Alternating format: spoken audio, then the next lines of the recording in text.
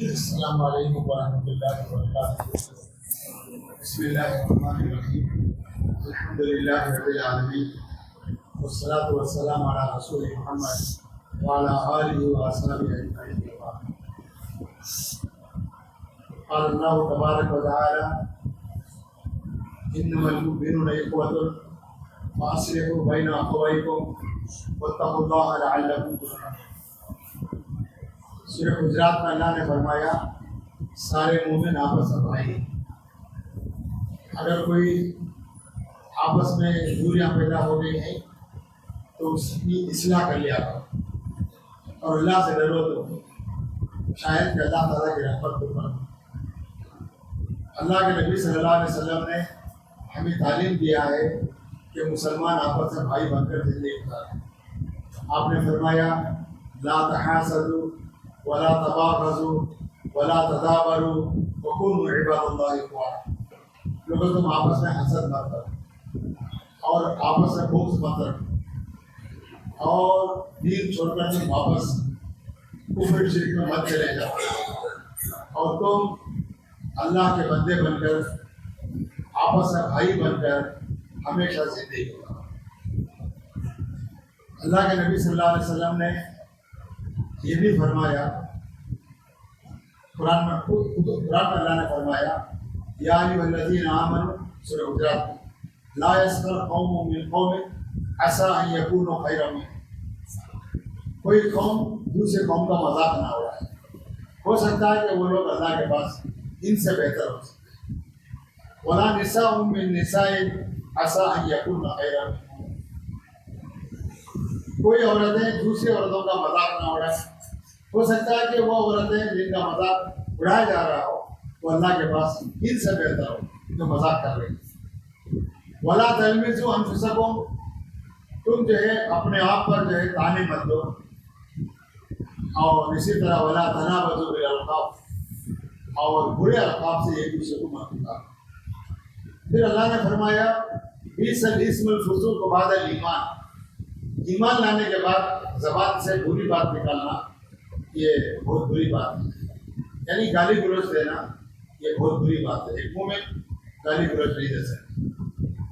ومن لم یتب فاولئک هم الظالمون، جو انسان غلطی سے کچھ گالی بھی دے دیا ہے فوراً توبہ استغفار کر لینا چاہیے۔ جو انسان توبہ نہیں کرے گا ایسے لوگ ظالم شمار کیے جائیں گے۔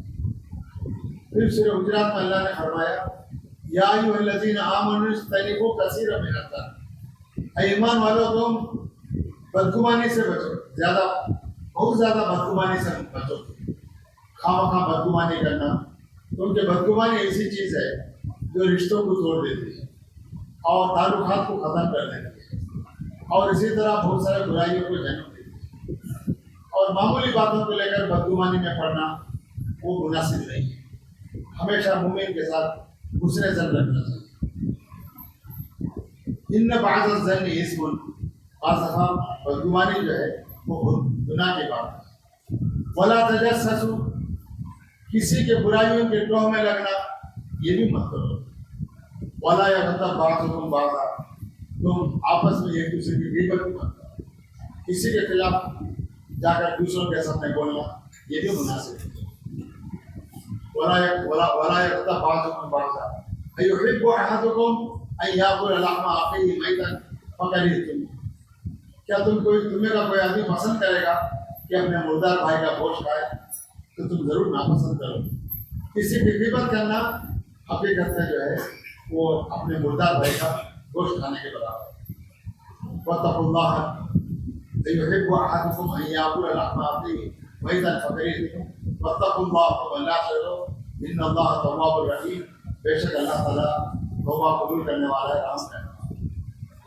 اللہ کے نبی صلی اللہ علیہ وسلم جب مدینہ منورہ آئے تو سب سے پہلا جو خطبہ اپنے لوگوں کو دیا یا ایھا الناس، اے لوگوں افشوا السلام، تم آپس میں سلام کو پھیلاؤ، ایک دوسرے کو سلام کرو۔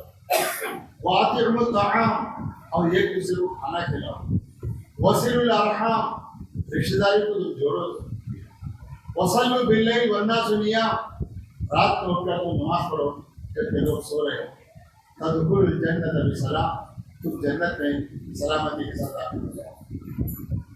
پھر اسی طرح اللہ کے نبی صلی اللہ علیہ وسلم نے ایسے کام کرنے سے بھی منع فرمایا جن سے تعلقات بگڑتے ہیں، جیسے آپ نے فرمایا لا یکتب احدکم علی خطبۃ اخیہ، یہ مسلمان دوسرے مسلمان کے ساتھ رشتہ جوڑ رہا ہے، منگنی کر رہا ہے، وہاں جا کر ہم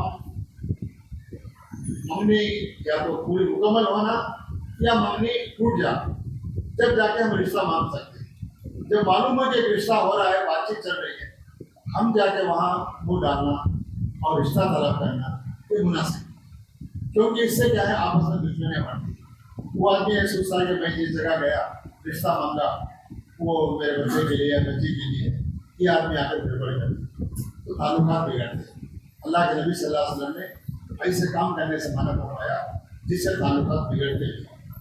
اسی طرح آپ نے فرمایا وَلَا يَبِيعْ بَعْضُكُمْ عَلَىٰ بَيْعِ أَخِيهِ، ایک انسان کوئی کاروبار کر رہا، کوئی گھر خرید رہا، کوئی زمین خرید رہا، بات چیت چل رہی ہے، اب ایسے موقع میں دوسرے آدمی جا کے آفر دینا میں اتنا بڑھ کے دیتا ہوں مجھے دے دو، تو ظاہر بات ہے کہ وہ جو آدمی بات چیت کر رہا تھا اگر اسے معلوم ہوگا تو تکلیف ہوگی کہ میرے کاروبار میں اس نے آڑا بند کرایا اور میں میرا کاروبار ہونے نہیں دیا، جس سے دشمنیاں بڑھتی۔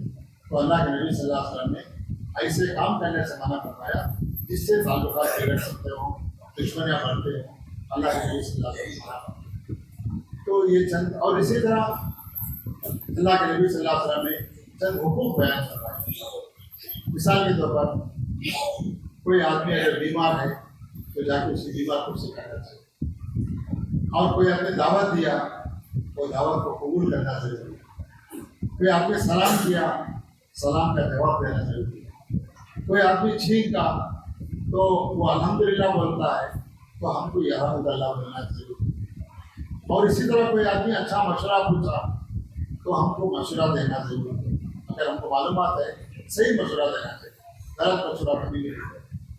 اسی طرح کوئی انتقال کر گیا ہے تو اس کے جنازے کے نماز میں شریک ہونا یہ ہمارا حق ہے، ہمارا اخلاقی فرض ہے۔